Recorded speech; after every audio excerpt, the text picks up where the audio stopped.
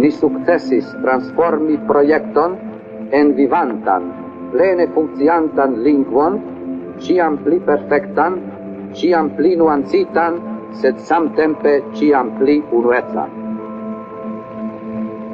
Al tiu mirinda transformigio, neniam antaŭe spertita de la homaro, contribuis la tuta esperantista kolektivo kaj en ĝia kadro ĉiu unuopa persono, kiu parolis aŭ parolas Esperanton.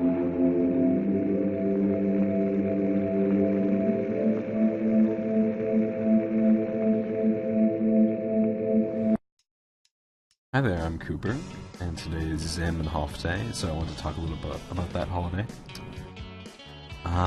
It mainly revolves around a guy called Ludwig Lazarus Zamenhof and his creation, the international language Esperanto.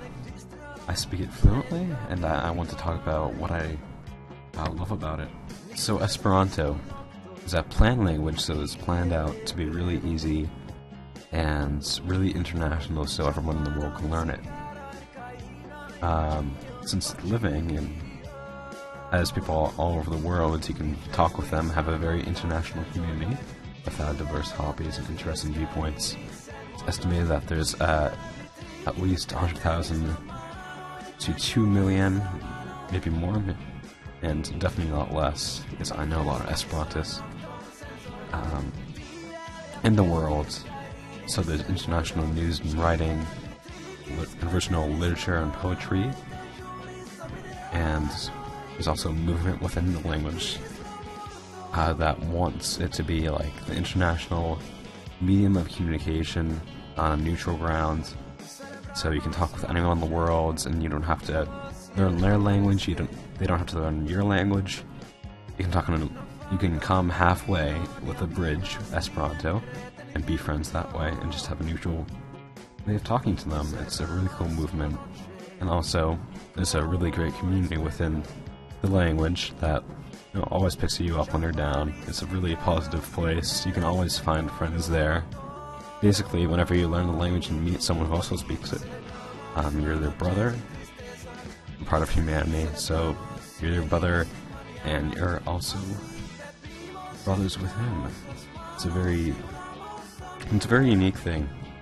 Even if no one really knows it at your school or workplace, you can maybe have a friend learn it with you, and you can have this own little secret language. Like, it only takes several days, I suppose, to get a basic understanding of it, and then at that point, since Esperanto has a really unique, systematic way of speaking, where you can create words, and that's part of what makes it really easy.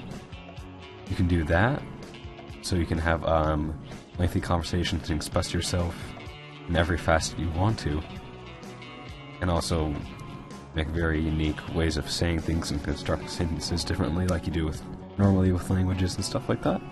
Also with Esperanto, you can actually understand language really well.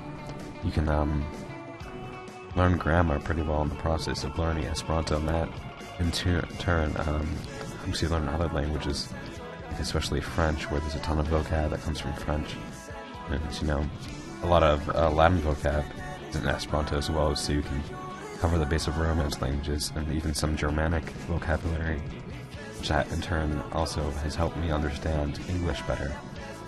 There's actually some studies that were done in various universities and such throughout the 20th century pertaining to how well you can learn a language after you learn Esperanto. So, for example, if you learn French over the course of 4 years, it's actually learning French for 3 years, and before learning French for 3 years, learning Esperanto for 1 year, you might be more effective doing that, and you have 2 languages for the price of 1. There's other examples there, like in other elementary schools and such. There's a program called Springboard to Languages that uses Esperanto as a kind of recorder. Like in music, you have the recorder. You don't learn the recorder when you're a kid to learn the recorder, you learn it to learn music. And Esperanto is kind of the language version of that.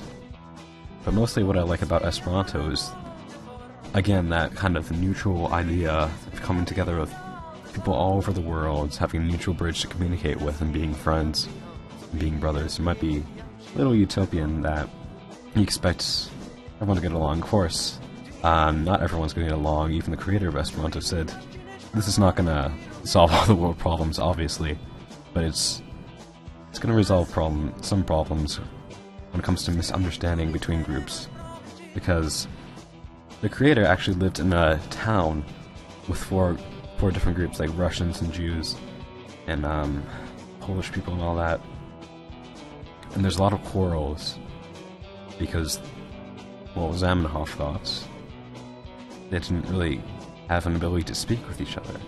They're always fighting and couldn't really speak with each other because he had these language barriers. So he wanted to resolve that, and that's why he started his work. Well, if you're still listening, I suppose you might be a little interested in this kind of concept. So there's actually really cool courses now. Since the internet age, it's really growing. Esperanto's really growing again. There's a course on Duolingo.com, which is a language learning platform in general, and has a ton of different courses, and even has a course for Esperanto, so you can go on there. There's also a website called learno.net. You can learn Esperanto in there. And there's many others out there. You can ask around in the, maybe Stack Exchange, Esperanto language Stack Exchange, for resources, maybe on Reddit, reddit.com/Esperanto, or on Twitter, #Esperanto. And of course there's a huge Esperanto group on Facebook as well. So you can definitely ask people and find someone who will definitely help you out and get started with the language. Pursuing Esperanto, if you're interested. Jeez.